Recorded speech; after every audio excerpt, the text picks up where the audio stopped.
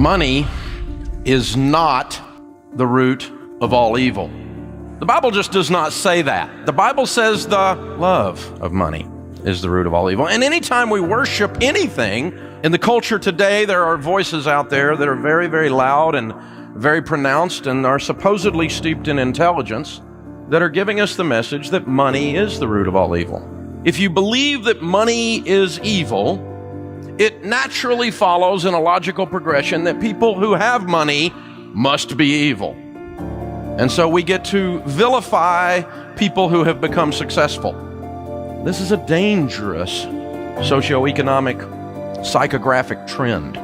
It's very dangerous because anytime you vilify success, then no one wants to become successful. Because if you're successful, you're evil, and you're evil because money is evil and you got some. You follow the progression. It's not real tough. But this drumbeat is out there, and you and I have a problem. And this culture has a problem because there's an inconsistency that goes with this. Let me help you with this. If your household income, and by the way, the average American household income is $50,000 a year. That's the average American household income right now, according to the Census Bureau. It's actually just a little bit over that. But if your household income makes considerably less than the average, and your average household income is $34,000 a year, you are in the top 1% of income earners in the world. If you make $11,000 a year, which puts you substantially below the federal poverty line, you are in the top 14% of income earners in the world. Translation, most of the families in this arena today are rich. And if money is evil and rich people are evil, I'm looking at a bunch of evil people. This is a problem, you guys.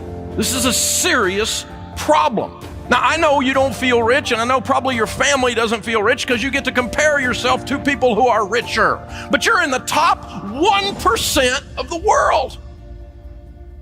So when people start vilifying the building of wealth, especially when it's for the positive use, it creates this hypocrisy in the marketplace because the very people who are saying in the marketplace, doing this drumbeat about wealth is evil, are by definition wealthy people. And the problem is, in other words, that in North America today, we are the most successful group of people of this size, the United States of America, in the history of humankind. Financially, the United States of America is the largest group of financially successful people in the history of humankind. But you need to understand that there was a cause and effect, a sowing and a reaping thing that caused that to happen. The reason you and I are so wealthy as compared to the rest of the world is the Judeo-Christian ethic that is underlying our entire economy and our belief system. Even if you're not a Christian, a person of faith, that doesn't matter. You still are operating in a culture that functions with the value system of a Judeo-Christian ethic. Let me give you an example. We believe in this country that you should tell the truth. And if a company doesn't tell the truth, if you go to get your car fixed and they lie to you, that is considered a breach of ethics, and people do not do business with that mechanic again, and he goes out of business. If they lie to you at the doctor's office, you don't go back to that doctor's office. We don't believe in lying. Integrity, however, is not viewed that way universally around the world. Some cultures, it's actually, the ethic is that if you can mess someone over, you've done something good. Now that's a foreign concept to us because an ethic is so rooted in who we are as a people. The second thing is we believe in service. And guess what? How service works in the marketplace. See, we believe in worship service on Sunday, but on Monday we believe in customer service. Whether you're a person of faith or not, you believe those things. You believe in good customer service. You believe that's how things ought to be done. They had bad customer service over there. We believe in good service. As a matter of fact, my wife and I went out on our date night a while back. She joined me. I was speaking in Phoenix 2 weeks ago, and she joined me down in Phoenix, and we had a date night at a sweet restaurant. I'll just tell you, the more books I sell, the better my date nights are. It's incredible, man. And we go to one of these restaurants. You know what I'm talking about? White tablecloth. You recline at the table because you're going to be there a while. And they're bringing food. My mouth's watering just talking about it, you guys. They're bringing the food, and we ate. Oh, went into a coma. We ate. Oh, it's amazing. But you know what happens in one of those environments, if you've ever been able to do that, is the person who brings the food to the table, your server, we believe in service. By the end of that meal, they're not just someone who slopped some food on the table. By the end of that meal, they're a family member. You don't know what I'm talking about. And you know what is customary and proper to do? If you were served well, at the end of the meal, you say thank you. And there's a universal language for saying thank you to servers. It's called money. And you leave a tip. And in a meal like that, you leave a big honking tip.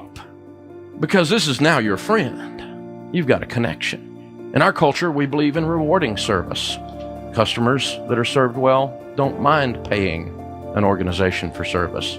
My friend Rabbi Lapin, who's an Orthodox Jewish rabbi, he says that in the marketplace, when you serve well, your customers give you certificates of appreciation with president's faces on them. We customarily say, thank you, and we issue a certificate of appreciation when someone fixes my water heater at my house, when someone fixes my car or changes the tire on it. We give certificates of appreciation for service in this culture. My friend Ken Blanchard says, profit is the applause your customers give you. This is why our society has prospered. These are just two of the ethics, service and integrity, that have caused that to happen. But we have a problem. There are really three proper views of wealth and possession, or three possible views of wealth and possessions. I'll go ahead and tell you ahead of time, two of them are wrong, one of them is right, and I have done all three, which means I've done it wrong some, more times than I'd like to admit in here today. The first spirit is a spirit of pride. Pride says, money comes from me. Now, this is the one I fell into the first time, and I can fall back into it too, because I believe in hard work. Money comes from me. I believe work is where money comes from, and I think people ought to work. I created money. Money came from me. My success came from me. Now, these are performance-oriented individuals who check a box spiritually in their performance things. I've been there and done that. And people that fall into this spirit of pride, like I have, we like Bible verses that say things like, those that won't work, don't let them eat. We like Bible verses that say things like, the diligent prosper. Or when you're faithful with the little, more is given to you to manage. You will reap what you sow. I love those kinds of verses. Ramsey family's hardworking people. There wasn't a whole lot I learned growing up from my dad and mom, but one of the things I learned for sure was work. I asked my dad one time for some money to go down to the local market and get an icy. He handed me a lawnmower. Work. I believe in hard work, and I believe in those scriptures, but I don't believe that the farmer plants seed, and when it rains and the crop comes up, says, didn't I do good with that rain thing? I'm pretty good at this rain thing. That crop was but all the result of my work. That's a dangerous place to be.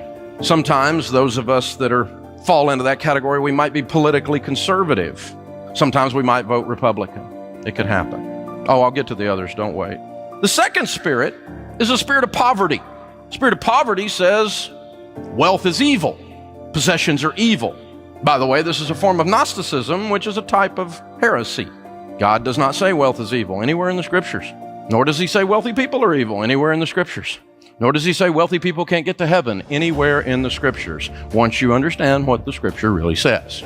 That Jesus' blood and sacrifice on Calvary will get a prostitute into heaven, a murderer into heaven if they accept Christ, will get an adulterer into heaven if they accept Christ. He can do all of that, but if you're successful and become wealthy, you're not going. This is your doctrine? These are the thought leaders, supposedly, in our culture today? You've got to be kidding me. It's absolutely absurd. Spirit of poverty says things like, the little man can't get ahead. The deck is stacked against us. I've got a relative who's bitter and beat up, and he just says, the corporations, the corporations, the corporations. I don't even know what he means by that. But apparently they're taking over. The corporations. It's this vague boogeyman that this 60-year-old bitter man has in his head, who loves conspiracy theories of all kinds. The little man can't get ahead. It's the Rockefellers. What? Seriously? You live in Tennessee. The Rockefellers aren't even there. It's unbelievable. It's all fixed. The little man can't get ahead. You don't know how it is out there. Yeah, I do. I started out with nothing. Became a millionaire by the time I was 26. I was so stupid, I borrowed money and I lost it all. I had to start over. I'm so dumb, I had to become a millionaire from nothing twice. The little man can get ahead. This is the only place in the world, by the way, that the little man can get ahead. 88% of America's millionaires are first-generation rich. They started with nothing. 9 out of 10 of them became wealthy. It's mythology that it was a silver spoon.